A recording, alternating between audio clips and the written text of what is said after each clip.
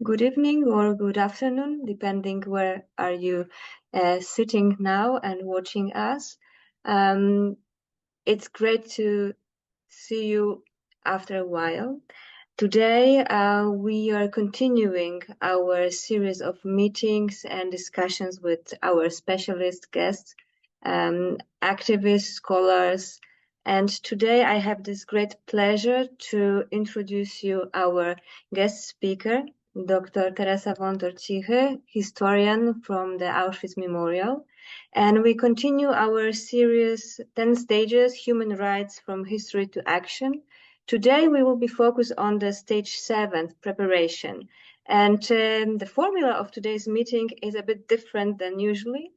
It's a rather short lecture, and later will be a time for Q&A if some of you would like to ask some questions or have some comments and would like to add something to our guest lecture. Feel free to do so in the comments. And our meeting is possible thanks to the support of Google Poland. And our patrons are NGOPL and Babka od Histy. So I don't want to steal more time. And please, the floor is yours. Thank you very much. Thank you for having me and inviting me for this very special and interesting project. For our today step number 7, which is the preparation, I, as a historian from Auschwitz Memorial, I prepared some information which are actually concerning Auschwitz as the place where that many people were deported because of many different reasons. And what was the preparation? And I will try to focus on both sides. The side of administration, what is the main office of concentration camps, so the Nazis, the perpetrators, and how it reflected into those who were the victims of the deportation. First of all, while talking about Auschwitz, we have to always remember the number and the people that were deported. Oh, sorry. According to historians, at least 1,300,000 people were deported to Auschwitz camp within almost 5 years. In fact, 4.5. The camp started to operate in June 1914 and was liberated at the end of January 1945. So the historians are saying that the biggest group of the deportees were the Jewish people from all occupied Europe, deported to the camp because they were Jewish and they were brought for extermination. They were brought because of the so-called final solution of the Jewish question. Most of the deportees from the unloading platform were taken straight for the gas chambers. Only the small group that was sent to the camp was having some chances to survive. The next group were the Polish people. The camp Auschwitz was established for Poles, and they were deported to this camp actually till the end of the camp existence. They were members of the resistance movement. There were civilians who were caught during the rounds up on the streets. They were civilians who were taken as the revenge because of the activity of the resistance movement, partisans group, or just peasants from different regions which were to be for German settlers, or the civilians from our capital, from Warsaw, deported in 1944 as the uprising started in the city. Sinti and Roma, people considered by the Nazis as not integrated, as hostile for the society, people with not certain profession, certain address. So after Jews, they were the next ethnic group considered for total destruction. Then Soviet prisoners of war, 15,000, after the war between Nazi Germany and Soviet Union in June 1941, the deportation of this group started. And during the last roll call in January 1945, only 92 Soviet prisoners of war were still registered in the camp. Then the people from all countries of occupied Europe arrested because of the connection with the resistance movement, because of the deportation of, because of their own activity from Western Europe, France, Holland, Belgium, and also from East, from Ukraine, from Belarus. Auschwitz was not only one place, it was growing from the first camp established in the town, in the abandoned Polish army base. It grew into a complex of three major camps. We may see a little piece of the gate Arbeit macht frei, then Birkenau, Auschwitz II, Auschwitz III Monowitz, which was built by the building area where the factory owned by IG Farben Industry was built by the prisoners. And then it was growing into another 50 smaller subcamps placed mainly in Upper Silesia by coal mines, by factories. Let me start the analysis of the deportees with the biggest number, with the Jewish people. As we look at the surviving material, sadly, not all is available. The Germans destroyed most of the records. That was the intention, to eliminate the evidence of crime. So we do have some percentage of the documentation prepared at the time of the camp existence. Our archivists are saying that it's roughly between 10 and 5% of the material. So if we look at the first deportees, I mentioned that they were mainly Polish people. In this transport, there were also Jewish prisoners. They were arrested because of different reasons, not because of the fact that they were Jewish. However, being in the camp, they were given a special marks, which were immediately stigmatizing them as Jews. So here we may see a photograph of a prisoner brought for the camp in November 1940. So we may say that in the first months of the camp existence. And on the first photograph on the left-hand side, we may see the letter J, which stands for Jude, asociale. So this is probably the reason of arrest. He might have been blamed for committing some crime. Maybe he was late for work. Maybe something else happened. Then the numbers, this is his camp number, 6684. P stands for Polish. So we know that he was Polish. And then the name of the camp, KL Auschwitz. Then as we look at the other two photographs, we may see again the number, and we may see a triangle.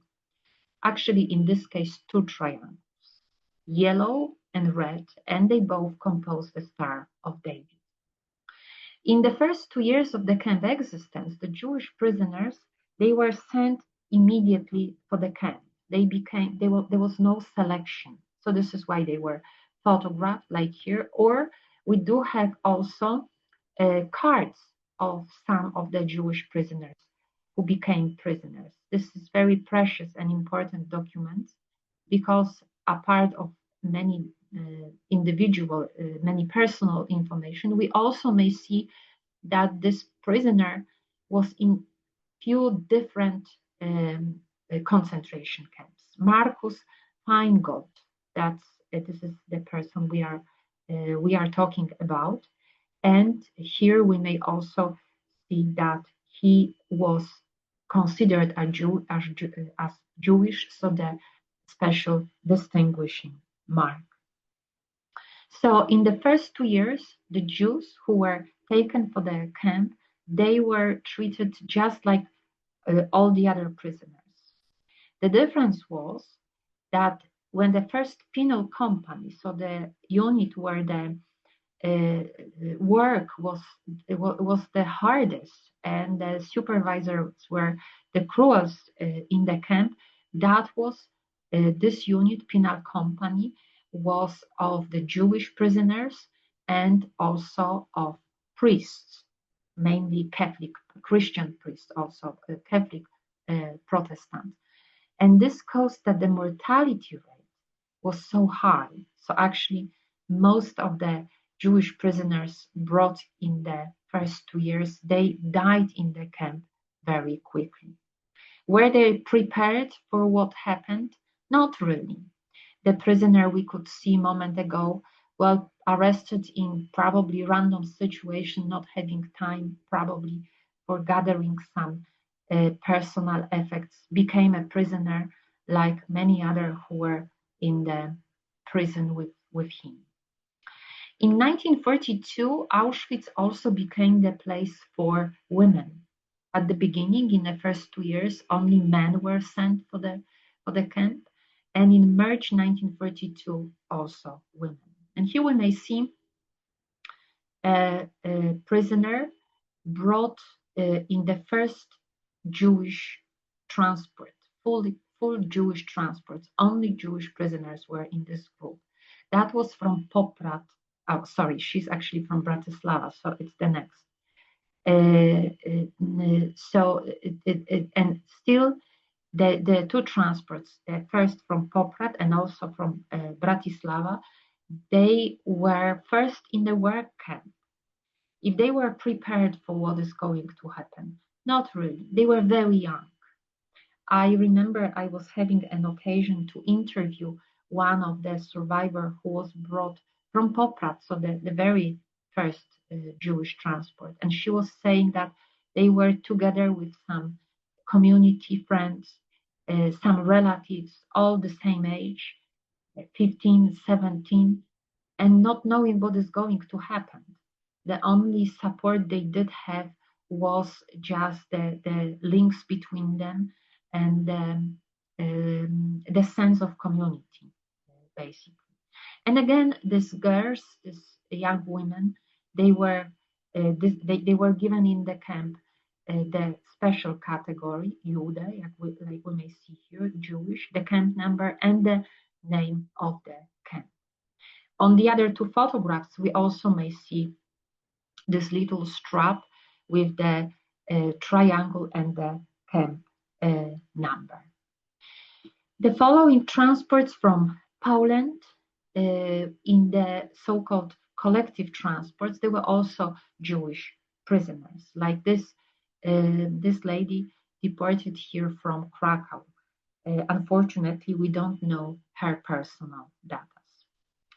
It's changed a lot after the conference in Wannsee. On the photograph here, we may see this very impressive villa in the suburb of Berlin. And on the 20th of January 1932, there was a conference. And the main topic was so-called Endlösung, so the final solution of the Jewish question, to discuss the technical, we may say, aspects of the destruction of the European Jews. Here I choose also the one page of the document, which is a list of countries which were being considered for the actions. And what's so interesting is the very bottom of this list. This is the number of the Jews estimated living in Europe. We may see 11 million of people. So that was the number which was considered by the Nazis, the number of the Jews sent for extermination. Auschwitz was included in this plan because the gas chambers, because the camp was in the stage of development.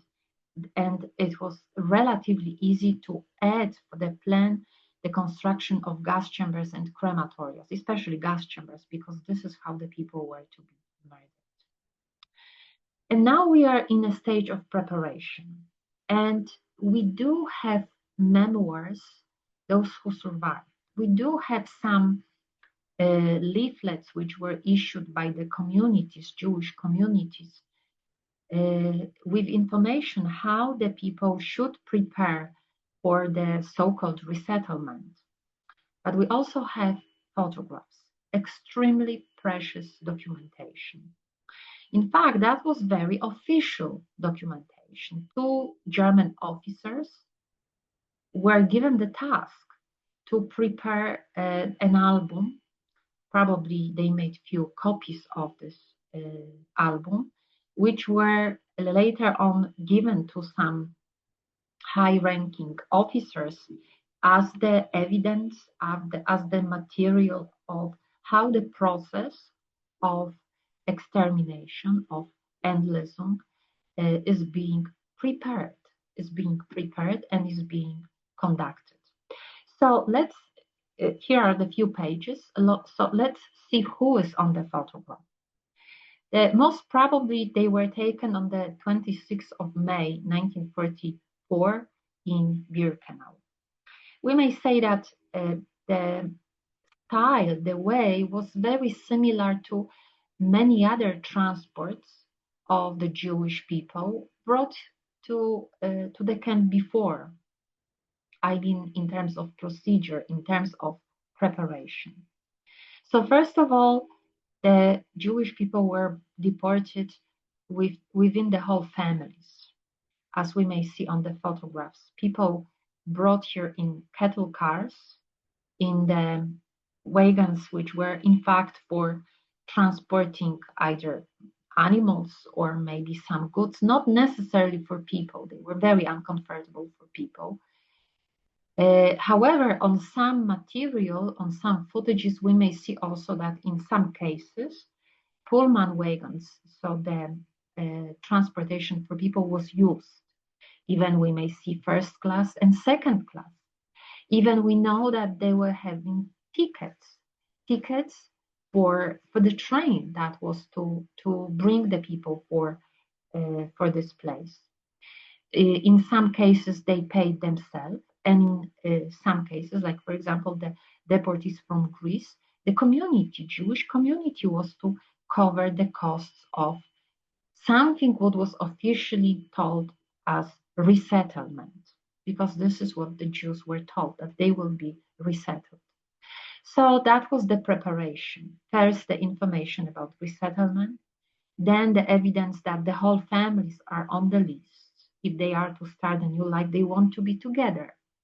They want to stay, even the trip, to be together. So on the unloading platform, we may see women, we may see men, we may see children, and luggage. We may see suitcases. We may see some other forms of luggage. And then the people are on the platform, again, in a preparation.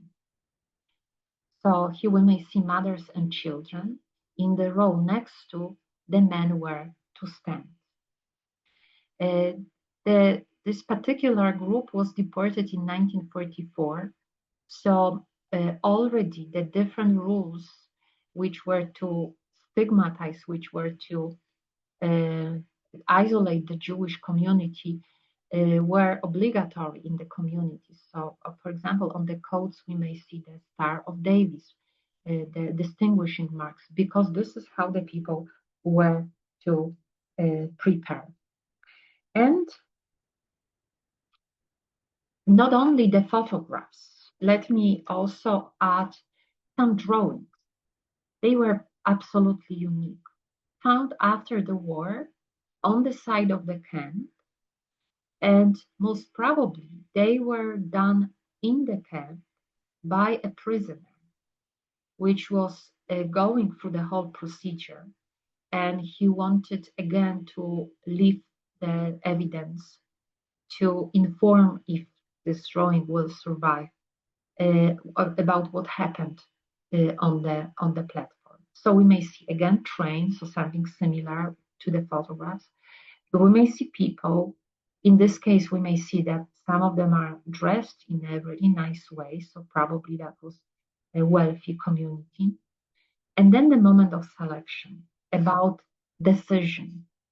Again, something they were not prepared for because there was no really chance to be aware of what was going on. Sometimes it was just the look of the doctor and the direction, left or right, to the camp or to death. In some cases, also, we hear from the survivors that they were asked questions about profession. That was because the camp needed hands for work. So this is why people, mechanics, electricians, builders, tailors, they could be considered as fit for work. Usually in the transport, as we could see, 75% of the people were sent to certain direction. That was the majority. Only the smaller group was sent for another way. And let's go back to the photographs taken in May 1944. So here we may see in the middle, most probably wearing the uniform, that was a doctor. And the lady carrying the baby, she was considered as not fit for work. And she's joining the other group, which is on the way for the gas chamber for death. Children, mothers, very often mothers carrying the babies, they were not separated. They were sent for destruction. Here we may see how the building looked like. They were specially designed, they were specially constructed, and the huge gas chamber was located in the basement. Was white, was clean, was having shower heads, so the people were, until the last moment, reminded that they are going to have a shower, that they will join the rest of the family. But that was just a camouflage. The poison was dropped, and after usually half an hour, most of the people crowded were burned.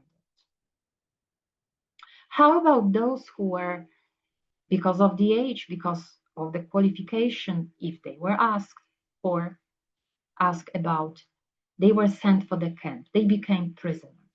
And the two German officers, they kept taking pictures. They kept documentation, how the preparation for the new set of slave labor is being done. So we may see a group of men given just the uniforms, and then we may see a group of women. Again, they were given the dresses, they were given the scarves, and they are to be the new prisoners. They will be given the numbers. In 1944, they were not taking pictures of the prisoners, so they won't be photographed, but their camp life was about to start.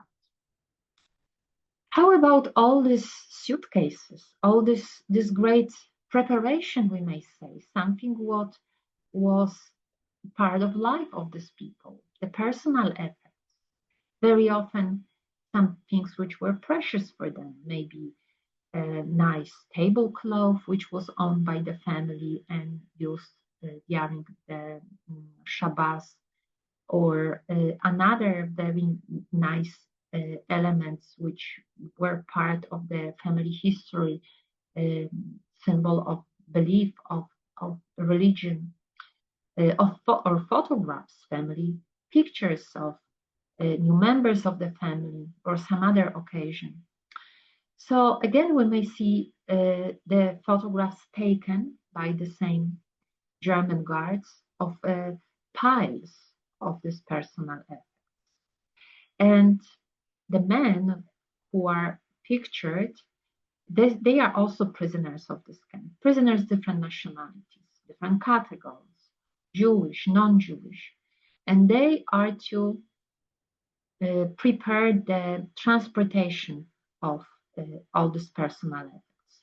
Transportation for the storages, where all these things were carefully checked, selected, and again prepared. Prepared for sending back to Germany. And in Germany, the personal effects of a good value, quality, they were distributed. Special charity institutions were distributing clothes, kitchen utensilia, some other things to the Germans who suffered because of Allied bombings, Germans who volunteered to be new settlers in Eastern Europe, or just the very precious items like the watches or fountain pens. They were sent for the army and the and the soldiers uh, who were to be awarded for bravery were receiving this precious elements.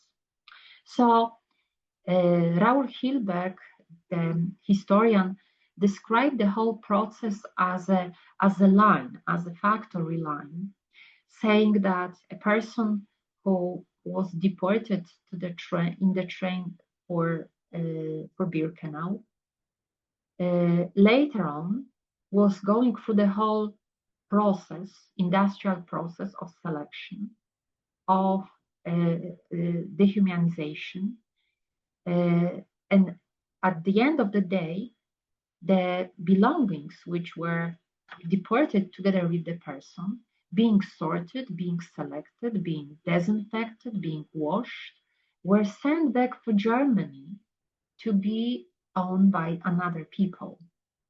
Just the objects, because the person, the pens, was murdered or that was sent for the camp and was struggling to survive. After the liberation, when the storages were opened by the Red Army soldiers and later on by the commissions, they found piles of everything.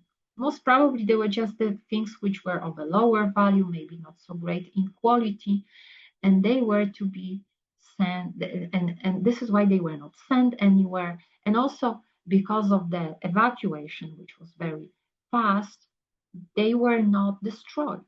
So tons of shoes, clothes for people different age, and these things, these items, as the evidence of crime, as a mass, they were shown in the very first exhibition.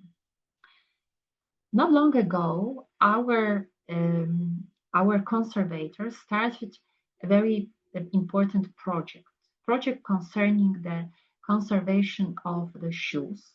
And first, it was the conservation of adults' shoes. And later on, in the next stage, they started the conservation of children's shoes. And let me share with you some of the information, some of the findings they had as the process was going on. So going very carefully through the whole object, of course, being very gentle and very careful not to destroy. They were analyzing each pieces, and in one of the shoe, they found an inscription. They found a name and surname, Amos Steinberg. Well, that was new. That was not known. Immediately, they checked the archive if this information, if this name was in the evidence. They expected that it might not be because the shoe was small, the shoe of a child. So probably this child won't be considered as prisoner. So the correspondence and especially the family members who survived and who are living in Israel shared the information. So Amos Steinberg was born in 1938 in Prague, in Czech. In 1942, the family saw Amos, his father Ludwig, and the mother Ida were to move for ghetto in Theresienstadt, not far away from Prague. And most probably they were deported to Auschwitz in October 1944. The mother, Ida, and little Amos, here we may see him, he was smaller at that time, they were sent for the gas chamber. The mother put the name and surname because probably she was worried that the child may lose the shoe. So it was, again, like the element of preparation. Leather shoes were expensive, were important. They were deported in October, so it's already a cold period. The winter is coming, so the child needs the shoes. So that was why she put the name and the surname. What happened to the family members? So only the father, Ludwig, did survive the war. After the war, we may see him in the uniform of the Czech army. He left for Israel. He settled in Israel. He was a teacher. He was the headmaster of the school. Well known. He loved music. He was a cantor in few synagogues. He was also conducting the choirs. He remarried, was having children, and he died in 1985. So just an inscription, just few letters which were in a shoe were actually bringing the whole story of this family. As the war continued, in the other photograph, in the other shoe, the conservators found a paper which was very surprised, because that was something with the stamps, that was something what was typed. It was obvious that the shoe was probably too big for a child. So this is why this paper was used as kind of lining in the shoe to make it more comfortable. Sadly, it's really destroyed, but whatever we do have here, we may see that it was a document which belonged to the people living in Munkachev and in Budapest, and it's an office document about with some names. We may read the names of Ackermann, Brevermann, Beinhorn, and that was about furniture that was being handed as a deposit, most probably before deportation or for the camp or maybe another place.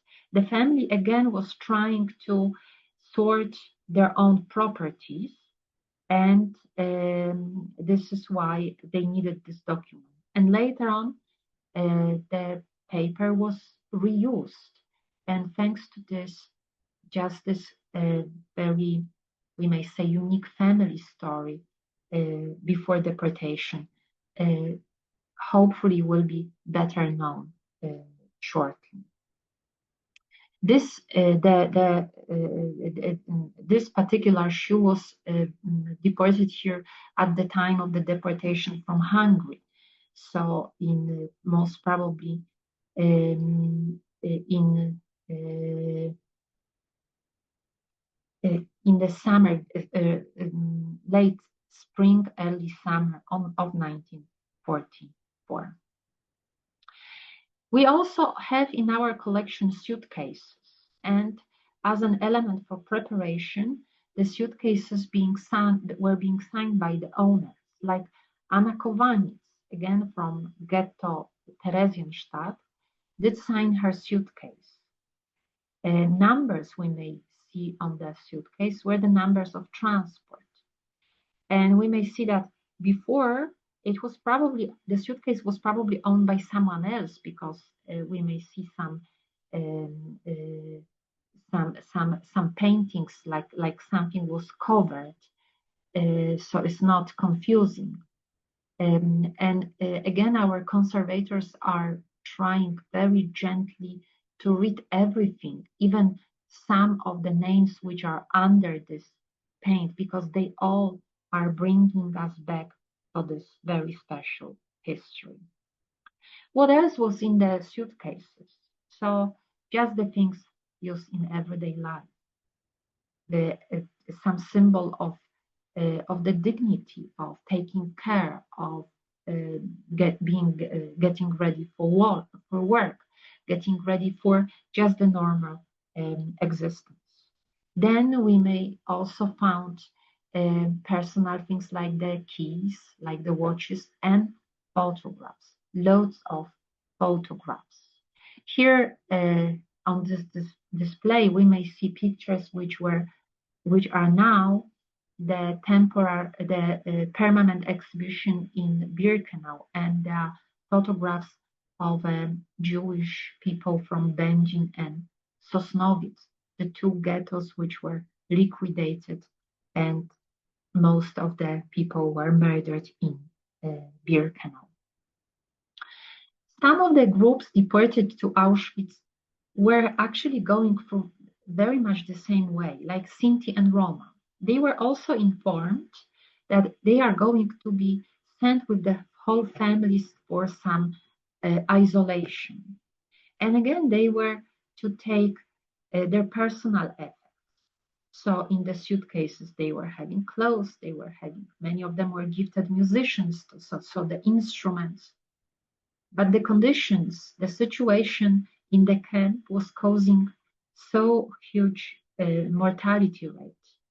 First of all, diseases, starvation. So from 23,000 people deported for the camp, men, women, children, only small group did survive. The rest died because of starvation, because of diseases. Those who survived until the 2nd of August 1944, they were murdered in the gas chamber. How the people were unaware of what is going to, what they are facing, are also illustrating the photographs which survived. Probably all of them were taken for photography, but only few photographs survived. So we may see, like in the middle photograph, one of the prisoners. And notice, please, she was allowed to have her jewelry, and we can't see fear on her face, because that was the element of the preparation, to make the people believe that they are being to be sent somewhere, but it's all safe. It's all something they should not be afraid of. If we take the other prisoners deported for the camp, especially from prisons, the preparation was very different. Actually, the arrest was a moment of surprise. So this is why they were having with them just the things they managed to take from home, or they were just carrying if they were caught on the street. Here we may see a drawing by one of the survivors from Auschwitz, Władysław Siwek, and it's a transport of men deported for the camp.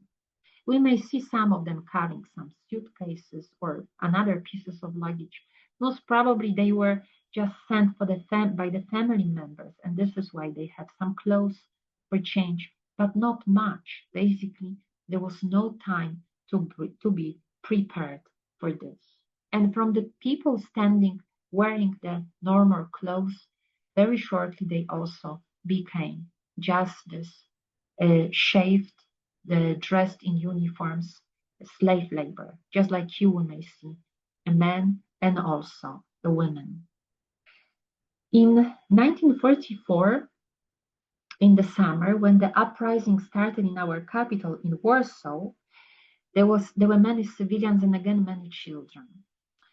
And one of the family, Malinkowski, there was a daughter, and they were brought in a summer clothes because the uprising started in August, but the weather has changed very quickly, and the daughter was not having proper clothes. So the mother, using her hair clip, so something absolutely simple, and the camp blanket, she made a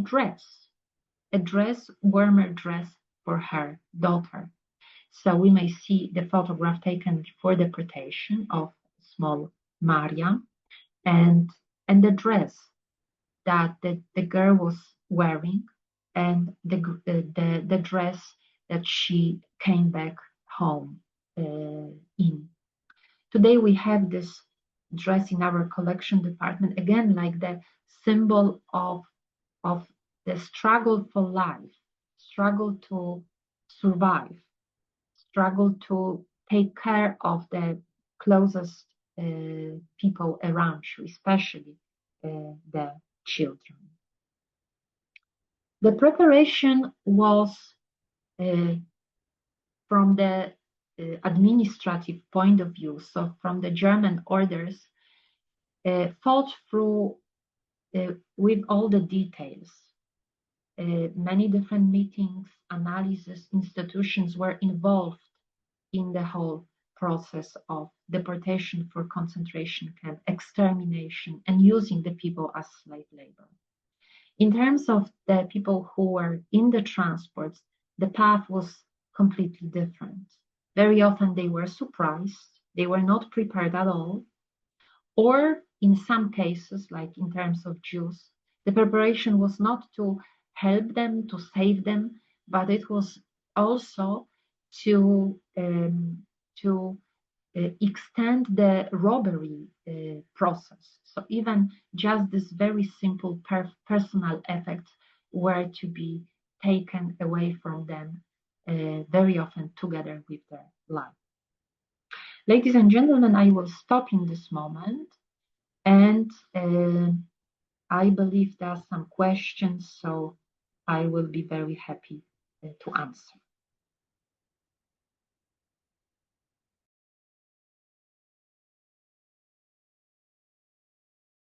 Thank you very much for the presentation.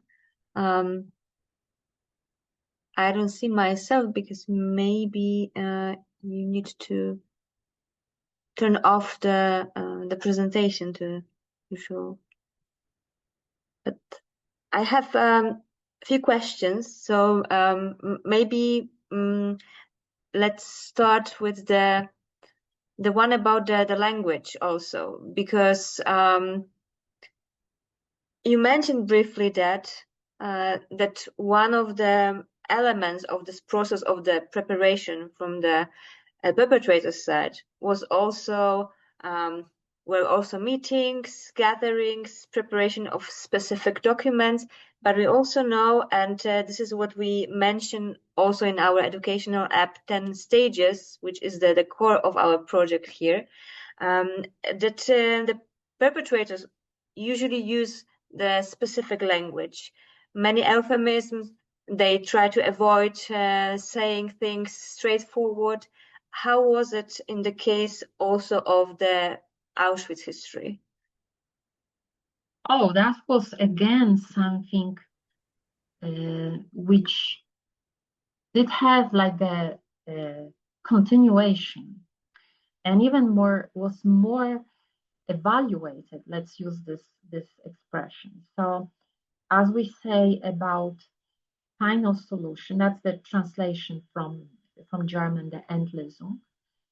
In the camp documentation, having a list of people who were murdered in the gas chamber, for example, some prisoners, they were considered as not fit for work because they were so weak, because they were people very, very sick.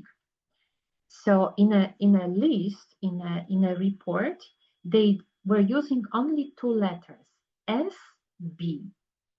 And that was another euphemism.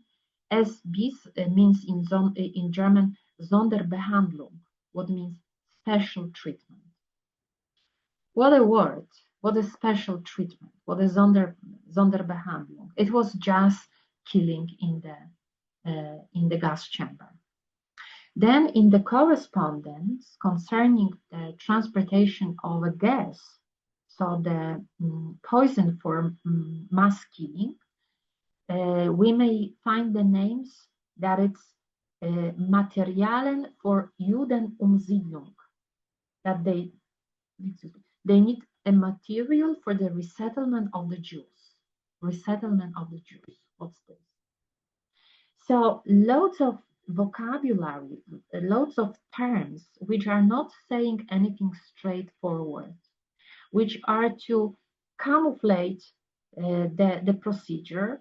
So the amount of poison which they ask for, poison which is normally produced for insects, for rats, which is necessary, especially if the places are gathering that many people. So it may be needed, but as much, that many kilograms.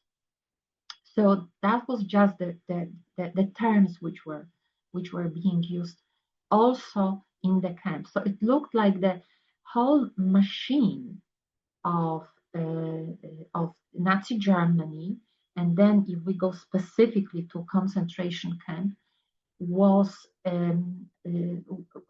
having the whole style and system of using just the terminology that was actually known for a very small group of people. So again, if public opinion is being in Germany is being informed, oh, they requested something for Judenumsiedlung. Well, it's a wartime. People are being replaced from place to place. So that transportation of the community is nothing, let's say, suspicious. Yes, it's not official if we just take the word, but if we know what's behind this, it's a crime, in fact.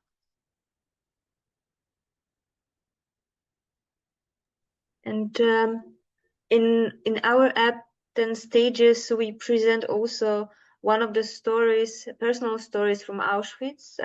Our character heroine is Rosa Robota.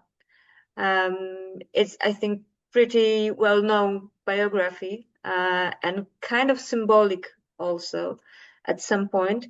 And she was one of those, I think, who tried to kind of destroy this preparation system. They tried to act, they tried to do something. Could you tell us something more about people with the same ideas in the camp who didn't want to follow and try to act? Well, it was actually an act and something what we may call us as heroes, as act of really great bravery. Very often in analysis, when we have just this group of people on the unloading platform, different age, some of them are young, people are asking why they were not protesting, why the men, the young, healthy, would not just try to, let's say, fight with the Germans. They were majority. But many of the survivors are saying that the whole process, the preparation was thought through, and the fact that they are with family members, with parents, elderly parents, with brothers, sisters, wives, children, it was just turning completely their perception. So this is why they were not really thinking about protest. Hold on a second, I will come back.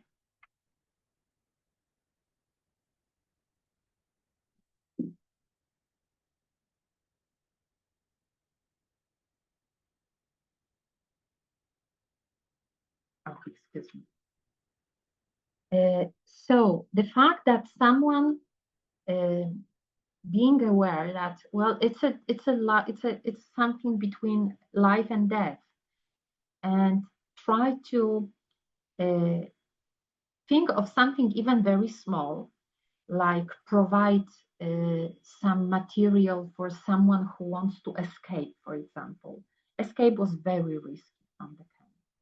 And being captured, the process started. So then the whole group is facing the death. Or to help in any other way. It was very personal decision, and it was coming from the very, I would say, personal attitude and the thinking, well, that I may die, but maybe not to die as someone who is in this whole group. If there is something I can do for the others, I will do. Very unique, very brave, and like Rosa Robota and her friends, there were few of them. They were having just this great courage and need, and also the responsibility. And did the prisoners realize that they are actually a part of a larger plan, which was already prepared and it was ongoing? And if yes, when did they realize? Of course, there are personal stories and everyone was different for sure, but can you say us something about it?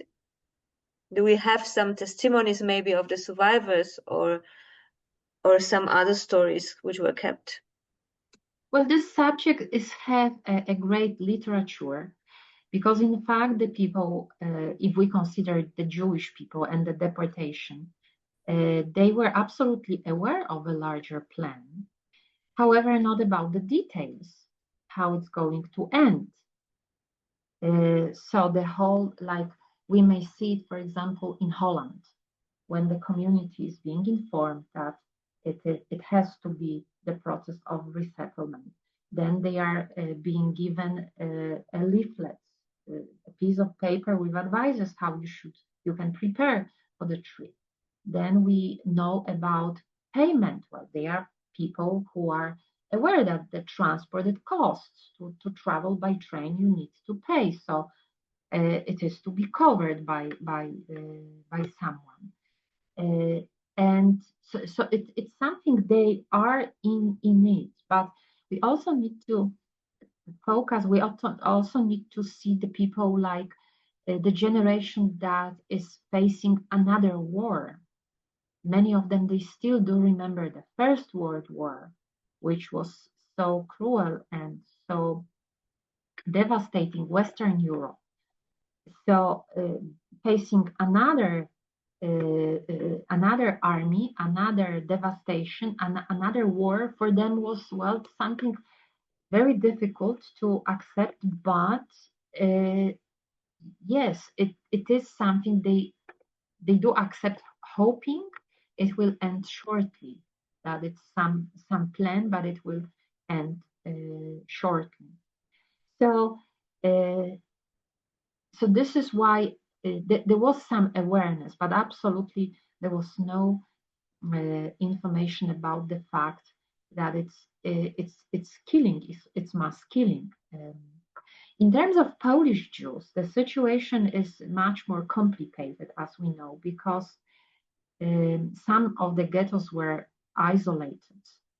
There was not that much information being sent, like Litzmannstadt, for example. So when the ghetto was liquidated in summer 1944, where already the gas chambers were in operation for over almost 2 years, the Jews, when they were deported, they were shocked, they were surprised.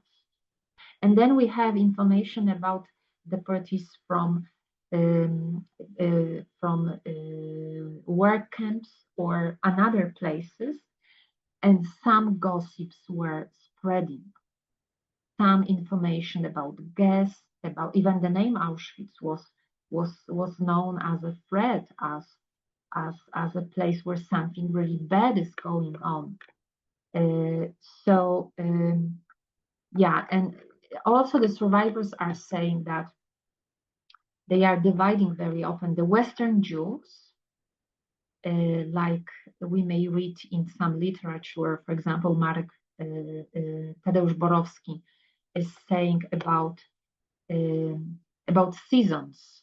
One day they noticed the French women on the platform wearing the summer dresses, and because there was already warmer in France. And this is how he was shocked. Well, the seasons for us, seasons is always dirty, mud, cold, we are hungry, and there is a world outside.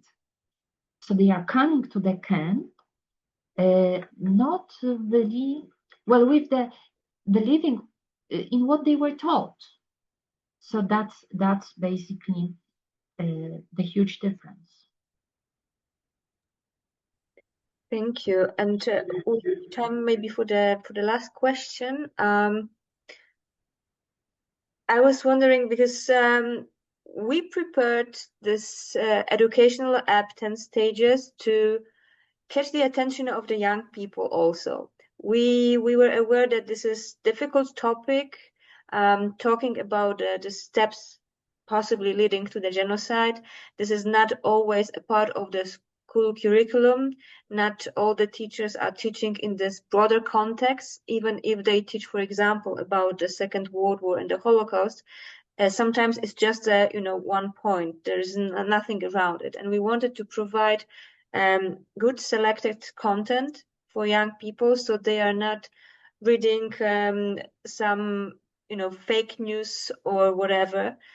But I'm wondering, what about the new technologies, new devices in the education about the Holocaust? Because we are now facing, now for several years already, dozen years, we are facing the problem of the passing away of the survivors, of the eyewitnesses.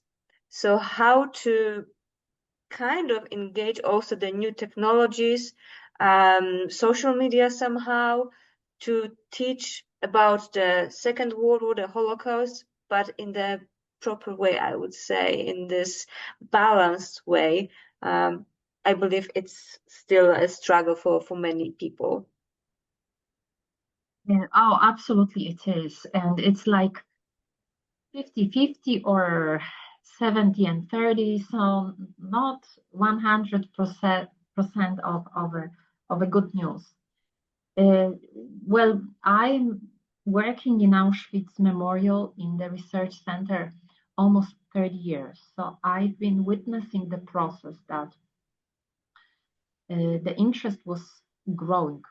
Not long ago, we were sorting our correspondence in our department, and we first were having that many letters because 30 years ago and earlier, people were writing letters if they wanted to ask for some information. And then it has all changed into emails, just that this correspondence. So it became faster. It became available for many people. Also, our answers were, well, first of all, reaching the people faster. And so that was great. Then we also started to see that not only relatives, not only survivors are trying to contact us, but also many other people who, because of their own interest or something what they saw somewhere, newspaper, television, those days, of course, was just bothering them, and they wanted some advice, some literature. So the interest started to grow, and we also saw it among the visitors that are coming, especially that traveling in Europe became easier. So people started to reach out us from different parts of the world. So the new technology brought us basically closer. But these are just, I think, the elements which are trying to ruin whatever good is going to happen. Very often I would say it's just the misinformation, and it's the intention of some people, organization to manipulate with the information, to use it for political reason, or sometimes because of ignorance, because of very superficial information or interest, not checking, not being responsible, just sharing some information. We do struggle a lot with literature, which always, Second World War brought us loads of publication, and they are very important because they are building our awareness, and in a way they should help us, they should prepare us for some danger. They should be just this element. But again, some of this literature is really bad, and it never should be published and never should reach the next generation, those that is looking for information, is trying to learn about it. So that's very sad. Sadly, we, in some extent, we can be part of discussion. We can express our worries and try to be closer to people who are looking for material information, advice, contact, even sometimes even some conversation. So that's our job. This is what we are for. And if it's going to stop or to minimize, I'm not very optimistic about it. There are still some elements which are very, let's say, very international, which are actually describing that many stories and are touching that many communities. So for different purposes, some misinformation or manipulation with the facts might be a target to be used for a very bad intention. Yeah, that's true. This is something what we also as educators see every day in everyday work, and this is something what we try to fight with. So thank you very much. I'm pretty sure that this lecture and the conversation is a great source also for the teachers and educators. They want to include it in their curriculum or during some workshops. Thank you so much for being with us today. Thank you to all of you who are on the other side of the screen. Please remember that you can still download the app or visit our website. The app is available in Polish, English, and German, so it's a great help and source for also international groups, and also a preparation before the visit in the memorials and for the lessons or workshops which can summarize such visits. So thank you very much, and see you during our next meeting. We will inform you very soon when we will meet again. Thank you. Thank you very much for having me.